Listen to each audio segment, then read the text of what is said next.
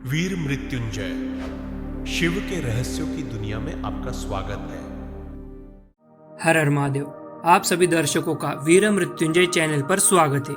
भारतीय संस्कृति और आध्यात्मिकता में गौ माता का स्थान इतना ऊंचा है जो दुनिया के किसी और हिस्से में शायद ही देखने को मिले। उन्हें समृद्धि और पालन पोषण की ऊर्जा का प्रतीक माना जाता है। सदियों से गौ माता हमारे ग्रामीण जीवन का अभिन्न हिस्सा रही है। अनेकों परिवारों को भोजन, सहारा और जीवन यापन के साधन देती आ रही है। लेकिन आज के समय में बहुत से लोग उन्हें सिर्फ एक साधारण जानवर के रूप में देखते हैं, जिन्हें अक्सर गलियों में भटकते हुए जोड़ा जाता है। यह सोच उनकी सांस्कृतिक विरासत और गहरे आध्यात्मिक महत्व को नजरअंदाज करती है।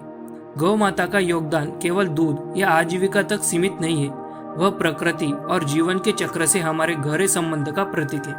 प्राचीन शास्त्रों में उनकी महिमा का विस्तार से वर्णन मिलता है और ग्रामीण जीवन में उन्हें परिवार के सदस्य के रूप में सम्मान दिया जाता है। इसलिए आज हम इस वीडियो में जानेंगे गौ माता का महत्व क्या है, गौ माता के शरीर के किस हिस्से में कौन से देवता का स्थान है, गौ माता के गोबर और गोमूत्र का आध्यात्मिक महत्व क्या है, और सबसे महत्वपूर्ण, भगवान शिव की वह दिव्य गौशाला कहाँ स्थित है और उसका नाम क्या है।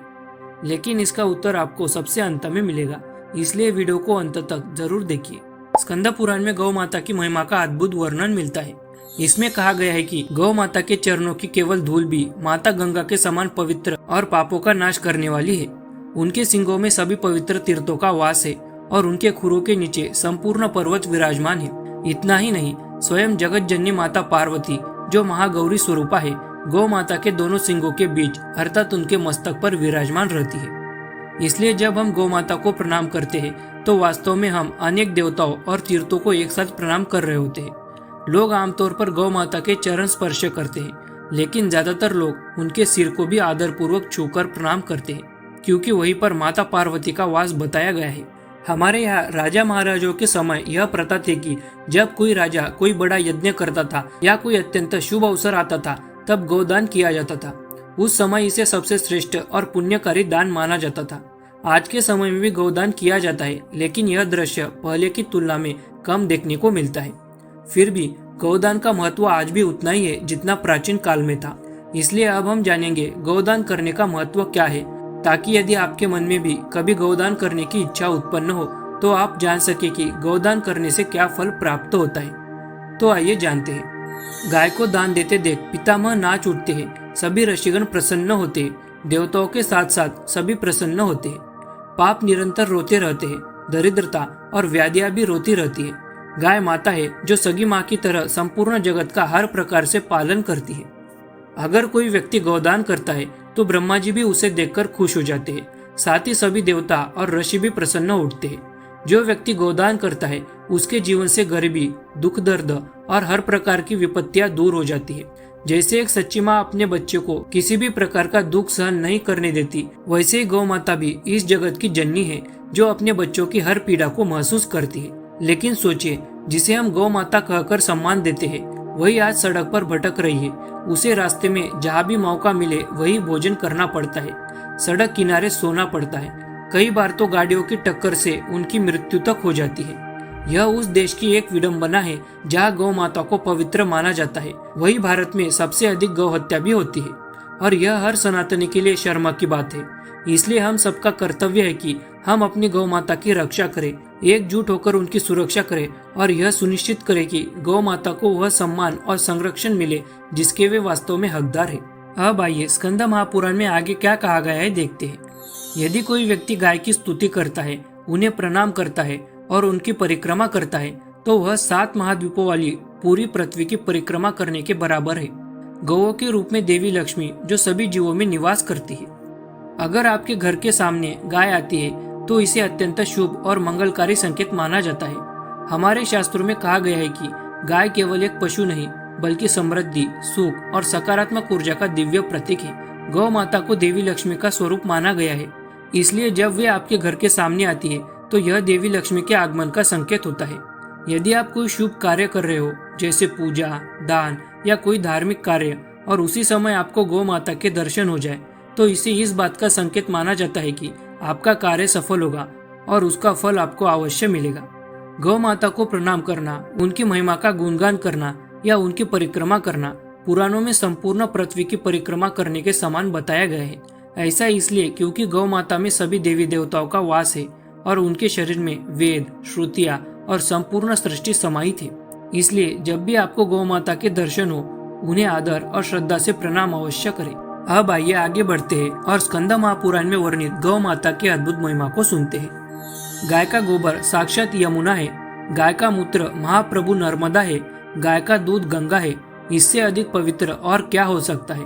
गौओं के अंगों में 14 लोक निवास करते हैं। स्कंद पुराण में गौ माता के प्रत्येक अंग और उनके द्वारा प्रदान की गई वस्तुओं को दिव्य महत्व दिया गया है। गाय का गोबर और मूत्र दोनों ही सनातन धर्म में अत्यंत पवित्र माने जाते हैं। गाय का गोबर केवल खाद नहीं है, बल्कि यह भूमि को शुद्ध बनाने वाला अमृत समान है। खेती में इसके प्रयोग से फसलें हरी भरी होती है और पर्यावरण भी पवित्र रहता है। यही नहीं, पूजा, हवन और धार्मिक अनुष्ठानों में भी इसका विशेष महत्व है, क्योंकि यह वातावरण को शुद्ध और सात्विक बनाता है। गाय का मूत्र आयुर्वेद में एक अद्भुत औषधि के रूप में जाना जाता है, जो अनेक रोगों के उपचारों में सहायक है। प्राचीन शास्त्रों में इसे रोगनाशक और शरीर को निरोगी बनाने वाला अमृत कहा गया है। स्कंद महापुराण के अनुसार गाय का गोबर स्वयं पवित्र यमुना जी के समान है और गोमूत्र पावन नर्मदा माता के समान है। इसलिए गौ माता के पास से प्राप्त प्रत्येक वस्तु केवल उपयोगी ही नहीं, बल्कि दिव्य और पूजनीय है। स्कंद पुराण में आगे वर्णन मिलता है कि यदि कोई व्यक्ति गाय की पूंछ के स्पर्श से अपने अंगों को पवित्र करता है, तो वह सौभाग्यशाली हो जाता है। उसके अंगों से दुर्भाग्य, कलह और रोग दूर हो जाते हैं। स्कंद महापुराण में कहा गया है कि गौ माता के केवल दर्शन मात्र से पाप दूर हो जाते हैं, और यदि उनके शरीर के किसी भी भाग का स्पर्श मिल जाए तो वह और भी पुण्यदायी होता है। विशेष रूप से गाय की पूंछ का स्पर्श करने से शरीर और मन दोनों की अशुद्धियां नष्ट हो जाती है। शास्त्रों में यह उल्लेख है कि ऐसा व्यक्ति देवताओं का प्रिय बन जाता है और उसके घर में सदैव सुख समृद्धि का वास होता है। इसलिए गौ माता के प्रति आदर और प्रेम रखना, उनके पास रहकर उनकी सेवा करना, यह जीवन में सौभाग्य प्राप्त करने का सर्वोत्तम मार्ग है। अब हम जानते हैं कि भगवान शिव की दिव्य गौशाला कहाँ स्थित है, उसका नाम क्या है और वहाँ कौन निवास करता है। जो प्रकृति एवं पुरुष के भी अधिष्ठाता है, जो निर्गुण, सगुण तथा परम ज्योति स्वरूप है और सृष्टि आदि के करने वाले तथा सत्व आदि से युक्त विष्णु, ब्रह्मा एवं महेश्वर नामक 3 देव जिनके अंग से उत्पन्न हुए हैं, माया से सर्वथा मुक्त एवं नित्य के व्यवस्थापक, वे ही परमात्मा उमा के साथ जहाँ विहार करते हैं, उसी के समीप गोलोक है और वही शिव जी की गौशाला है।